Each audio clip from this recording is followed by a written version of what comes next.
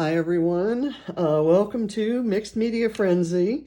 This is Scrappy Kathy with, as is often the case, an experimentation. The photo I'm using is this one of 2016 birthday party. It was a combination. Both Katie and John have April birthdays. And so we celebrated their birthdays together. So this was their joint birthday party, and they were wearing, it was kind of a luau theme, and we had big tropical flowers all over the room, and just kind of did it up tropical, and everybody was wearing leis and so forth. And I actually boxed all those supplies up. Anything that didn't have cake icing on it got stored, and I pulled it out, these 5 years later, for Katie's birthday party this past Monday. And I'll be scrapping that. I haven't scrapped any of those photos yet. I have a couple of ideas for that. Anyway, these colors I thought would be perfect if I did the colors that are in this. This is our inspiration layout for this week at Mixed Media Frenzy. And this kind of diagonal line of colorful blobs reminded me of the technique that Rebecca Lockhart used. She's on Facebook and as Rebecca Lockhart Scraps. She's got a Facebook page where she's actually running a series of classes, YouTube videos that very clearly and simply explain a variety of techniques. And she's kind of taking one type of material at a time. And her first class was water-based dye inks.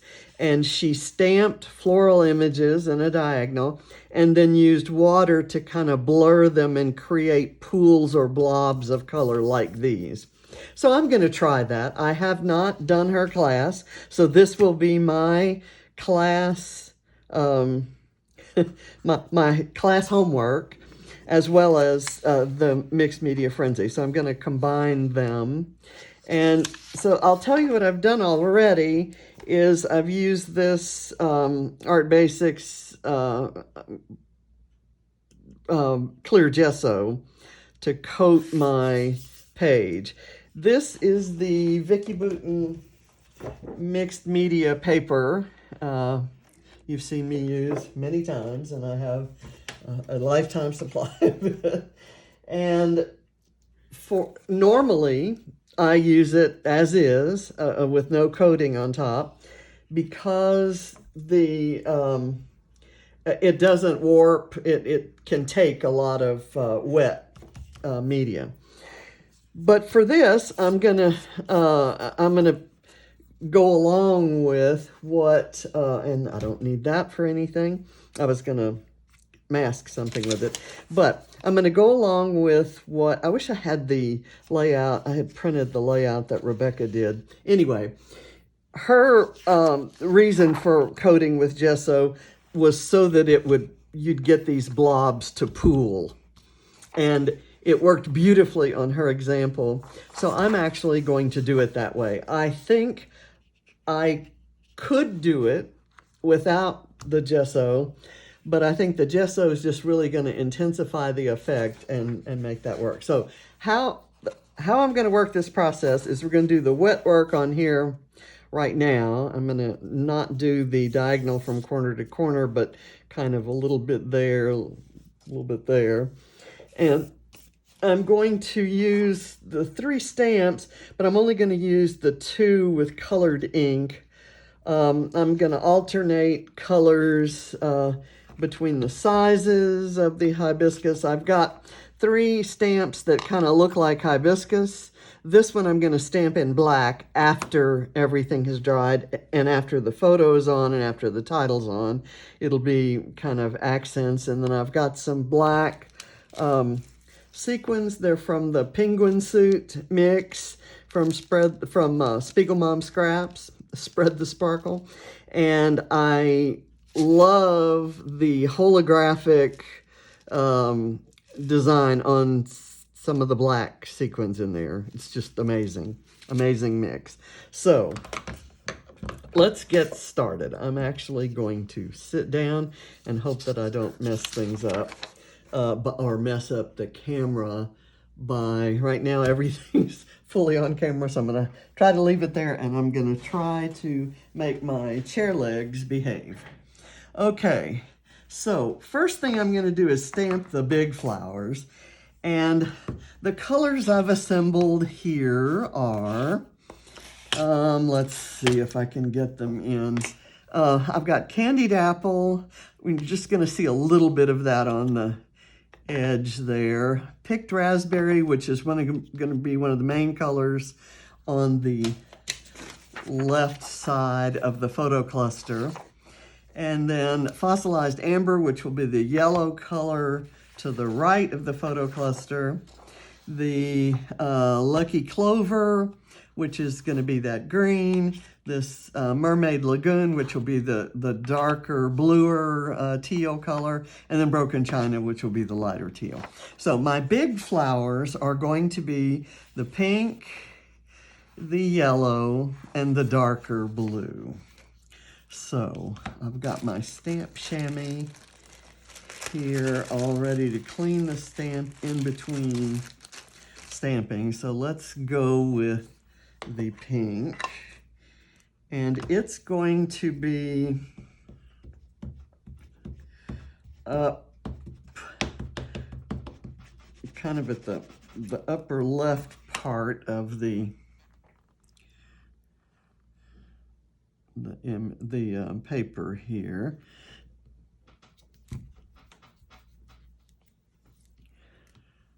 Okay, and it's okay if it's not absolutely perfect, because it will, it's going to get, my chamois is too wet.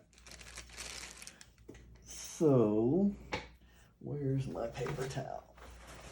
It's here. And since I'm using colors that are not opposites on the color wheel, they're adjacent to each other, it's not going to matter if there's a little bit of pink left on there when I ink it up with the yellow.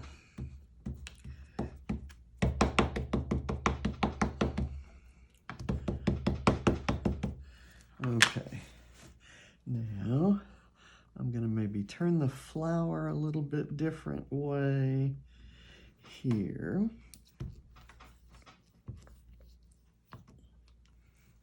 Okay.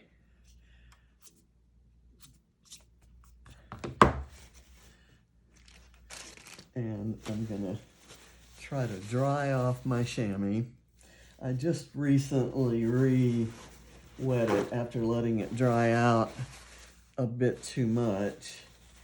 And I put it in the plastic bag.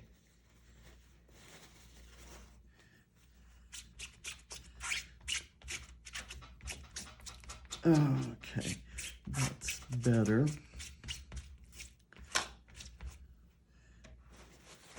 And since my title's going to go up at the top, it's okay that this is going to be a little bit bottom heavy, if you will. Let's go with this. Now what I'm going to do is I've got the smaller hibiscus-y, or the medium size hibiscus-y flowers that will, they'll have a little bit more of the color showing. They will be, and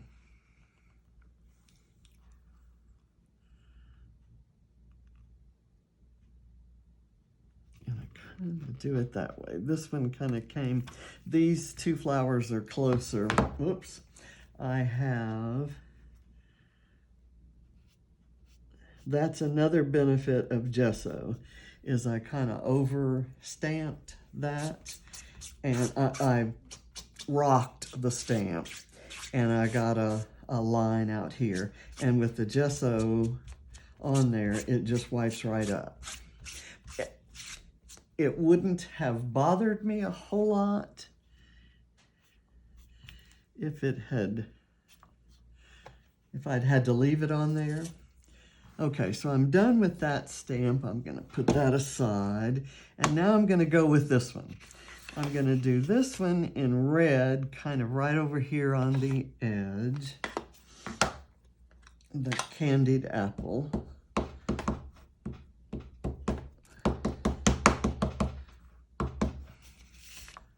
I may be getting to the point with some of my often used colors that I need to buy a re-inker. So this since it has more solid lines, I'm gonna kind of overlap it on the pink, and I'm gonna let it run off the page.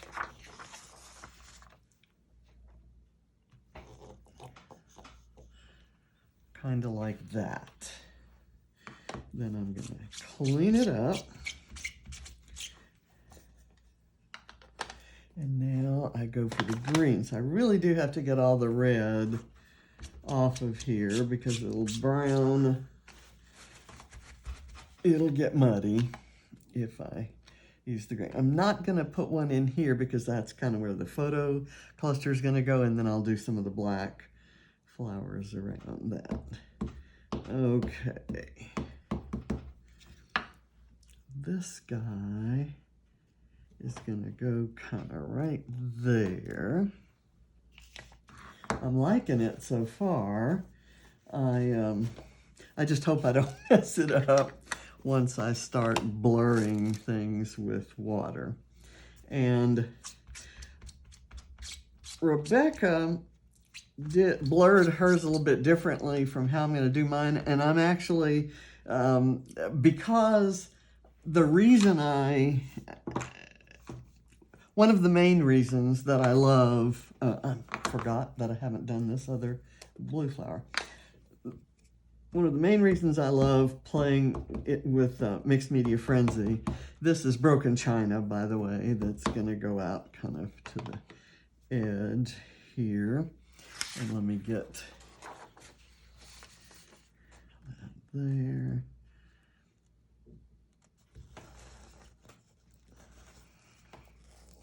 Okay. One of the main reasons I like Mixed Media Frenzy is I take a look at a page and then I decide what new technique I'm going to try that I haven't ever done before. So it's a time every week for experimentation and playing with new ideas. So I have never used my Vicki Boutin water brushes. So I picked one that has kind of a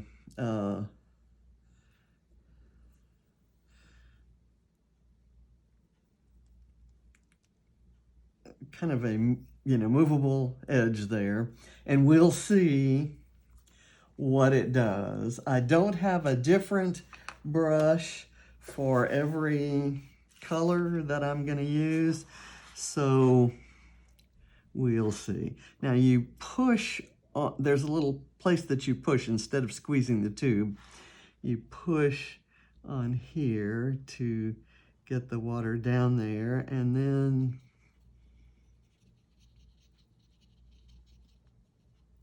kind of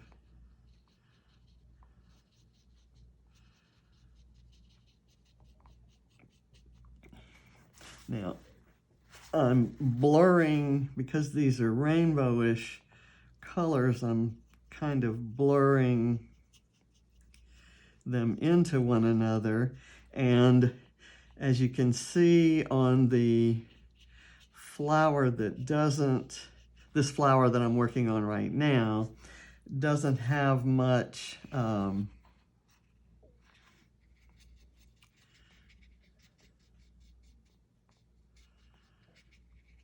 there's not as much stamped surface, shall we say. That color's not coming out very vividly.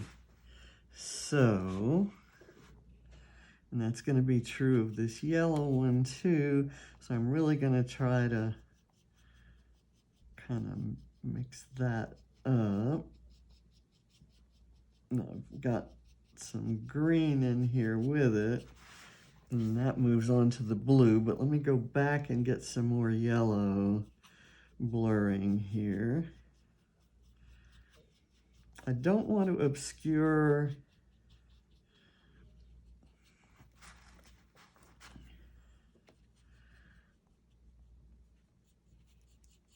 the entire stamped image, but I do want to get it looking like blobs, kind of I want it to look like a stamped image kind of peeking out of the blobs. I'm not crazy about this where I went all around that center. Now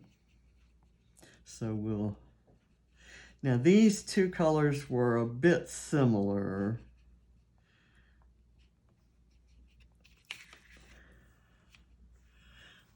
Let me go back and maybe water up this a bit to get some of the pure green. And I've done it again where I've gone over the outside. So I may as well be consistent and do it here on this edge as well. Maybe. Okay, now I think I'm going to let myself, I'm just kind of extending these out a bit. I'm going to let myself be happy with this and put it aside to dry. And now I'm going to work on the photo cluster, and we'll see how that turns out. Let me see where my bit is. Let me make sure I've got this cleaned. It seems to clean when you push water through it and wipe it on a paper towel. It seems to clean really well, and so I'm happy, very happy with those brushes. Let me put this guy away, and let's pull the photo cluster. I'm going to build the cluster with this. This is a something from the Creative Cuts Club. It is a film strip cut file. It was one of many, and I can't remember if it came in a kit or with a class that I took. I'm gonna let this be the base, and somewhere around here I have this is one of my Calvin Ball leftovers. It's a rub-on that's a leaf, and I'm gonna kind of lay it there. I want to use that somehow.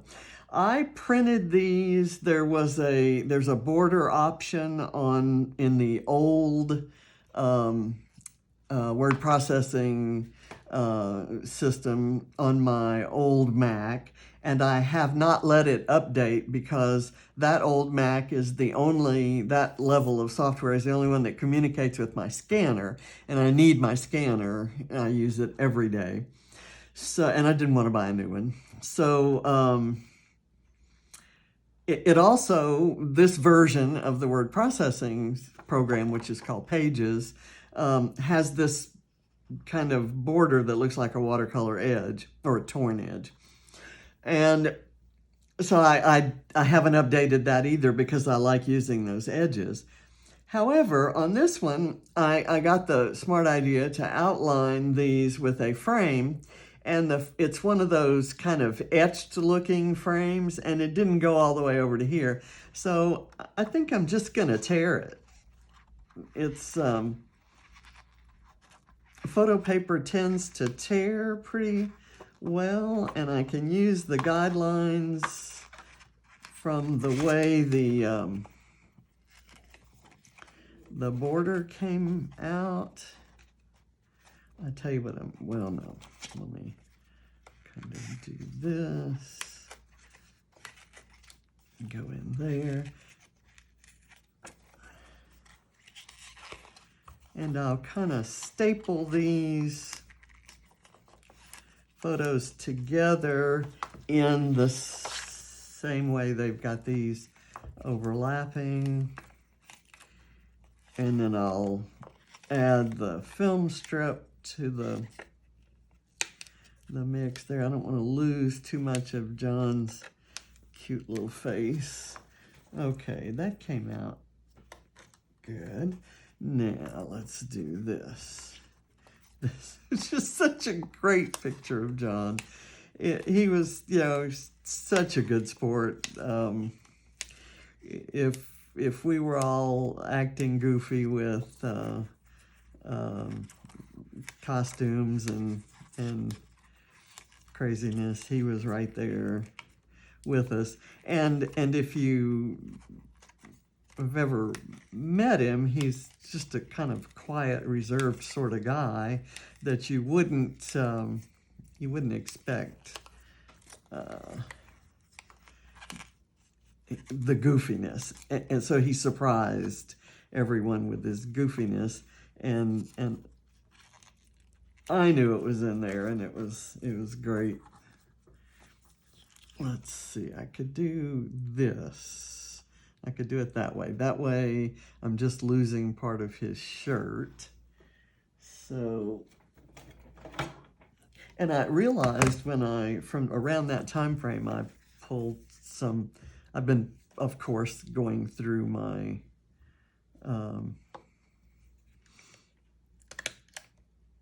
photos and pulling favorite ones of John. Let's see how this would work. I think that would look good on those bright colors, just kind of that way. So let me, where's my adhesive? Here it is. I'm just gonna run it like that because I'm gonna back it with some foam. And where did my scissors go? There they are. Okay, so about that much.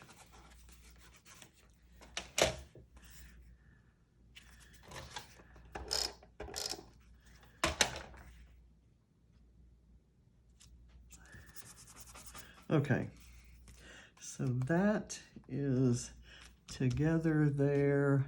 Where's my little leaf rub-on? I have no idea what the significance of the leaf rub-on is going to be. Do I want it on the photo or maybe down on the colors? Maybe I'll separate them. So I won't put that in the photo cluster. Let's see how this is doing. Okay, I've got a little bit more kind of running drips there. Let me try just a small area of blotting.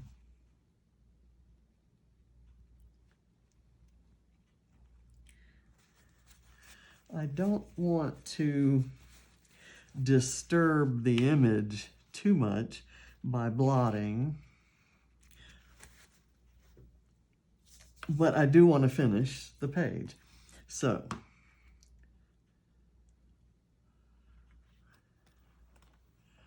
I tell you what, and since I do live videos, I'm going to do this, and I hope I don't hate what it looks like after it's been blotted. No, it's not too bad. It's a different look for sure.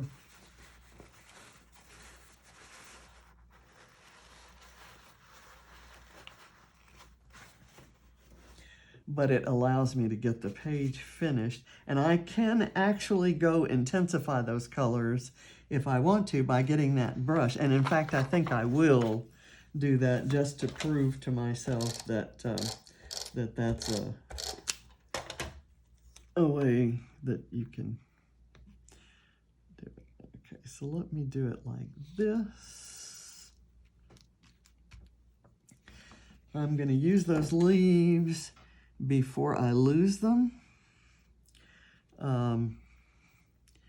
Gonna maybe use them right there. And these rub-ons are not perfect because they've been, you know, just kind of pushed around on my desk many times. But they're cute. And I didn't want to lose it. Okay. Now I'm going to take this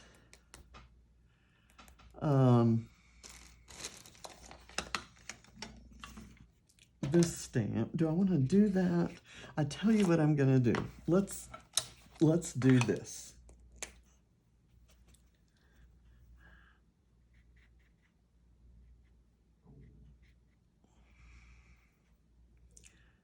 It's a little bit too much.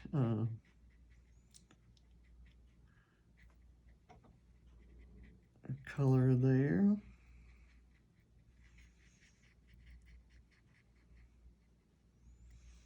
But it allows me to get some color kind of down here where the photo covered things. Okay, that's good for that. I also want to intensify that pink. Let me try this, and I don't necessarily want that to be. Close that up for a minute.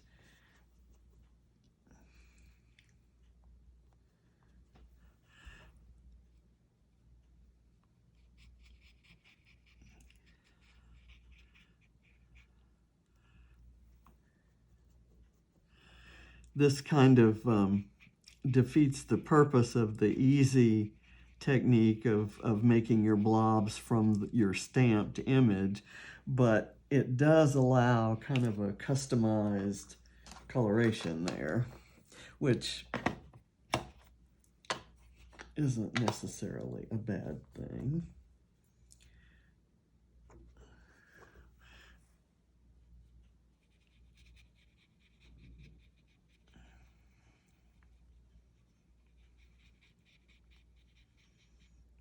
Okay, I'm good with that. I want to do a little to the green.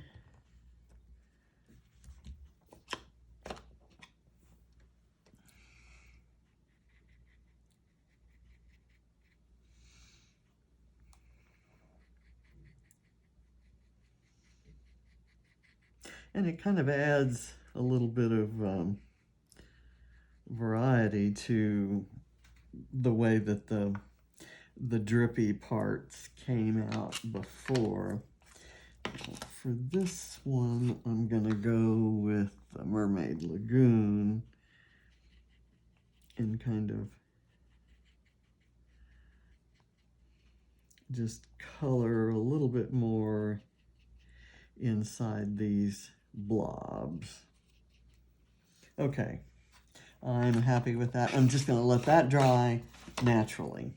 Now, I'm going to add these black, smaller stamped flowers away from these colored images. Number one, because they're wet, but number two, because I think it'll be an interesting look. Let's do that. I'll do one there. And one here. And then I'm going to do one up here. Oops. Okay, let's see if this wipes up, if the black ink wipes up as easily off the gesso. It doesn't, and that's okay because I've got sequins and other things that I can cover that with. So I'm not going to try. It doesn't. This is obviously not a water-based ink. It's VersaFine, and it's an opaque pigment color, which I would have thought it's it's actually oil-based ink, so it doesn't come up. The gesso doesn't help it come up. Okay, so I've got that, and I was going to use my sequins to kind of go around the flowers. And I also pulled out, let me do my title. My title is going to be Luau, exclamation point. And I thought I'd kind of do it wonky around there. Let's see. I definitely want the bright pink color, but I like the blue and the green to start it off.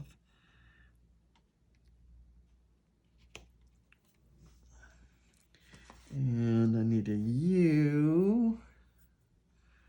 Okay, here's a yellow and pink.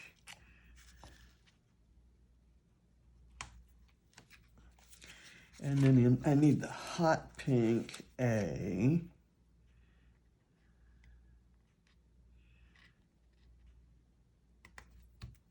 And then a different colored U, I'll go with the dark blue and green.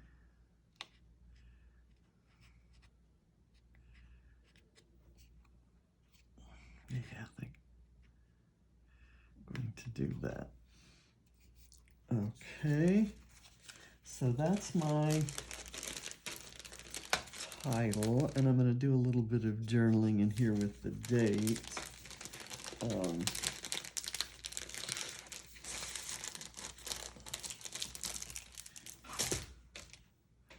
Let me go ahead and do that right now because I don't want to forget.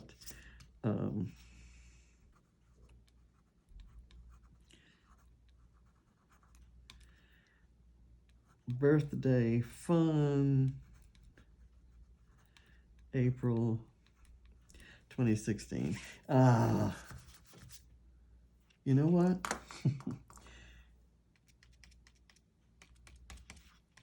I'm going to do some more of that around here. It's mixed media, right? And it's meant to be messy. So some errant fingerprints and smudges around should be fine, right? Now I'm going to pour some sequins into here. There are silver, black, and clear sequins here. I think I'm just going to go for the black ones. And I think there are two types of black ones in there. I'm going to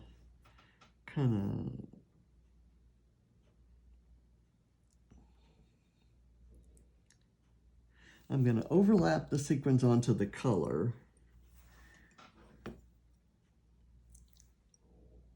This is one of the holographic black ones, and it's amazing. I highly recommend this mix if you like black accents with brightly colored backgrounds. Okay, and then go here, up into the yellow, and I think I told you the name of that. This is the Penguin Suit mix from Spiegel Mom Scraps. There.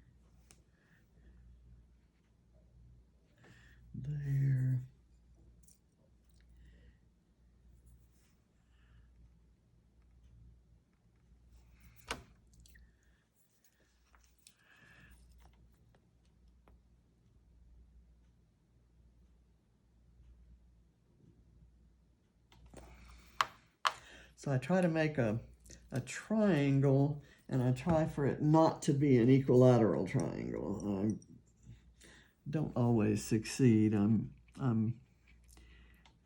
rarely as happy with my trio clusters that I make compared to, say, Christina Sword, who is a master at this.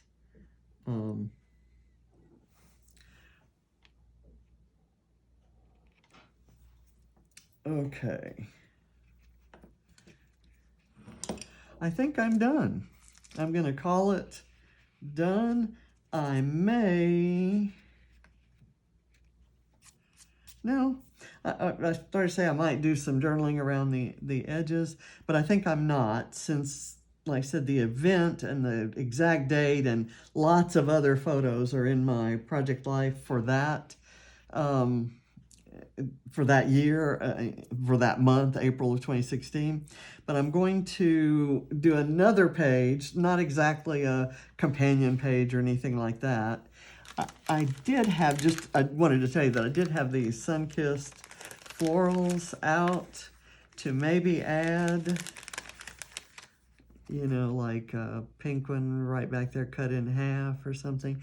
But I don't think so. I think I'm just going to leave my wet flowers as they are.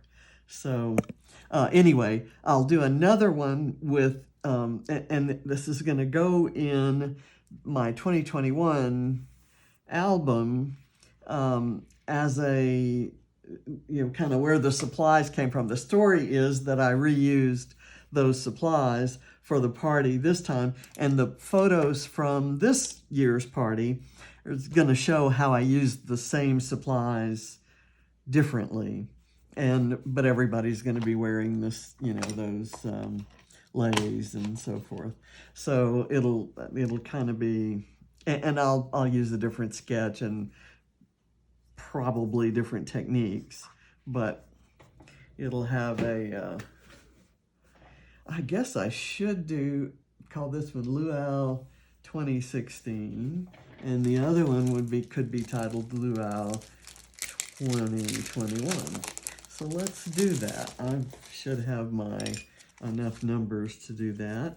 Let's do 2016.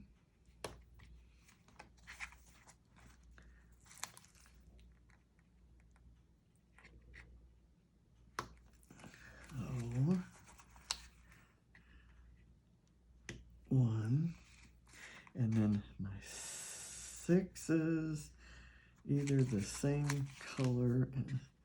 Okay, so there we go, Luau 2016. And then I'll do a Luau 2021, so you'll see that coming up sometime. I'm glad I did that. So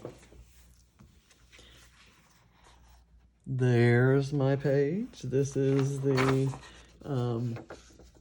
the original, and it's multicolored with a couple photos and some black accents, and I've got that. So I'm happy with it. I wish I hadn't made the smudge because I'm not happy with the other smudges I made, but in the grand scheme of things, it doesn't not fit. I don't hate it. So let me put it that way. Thanks for watching.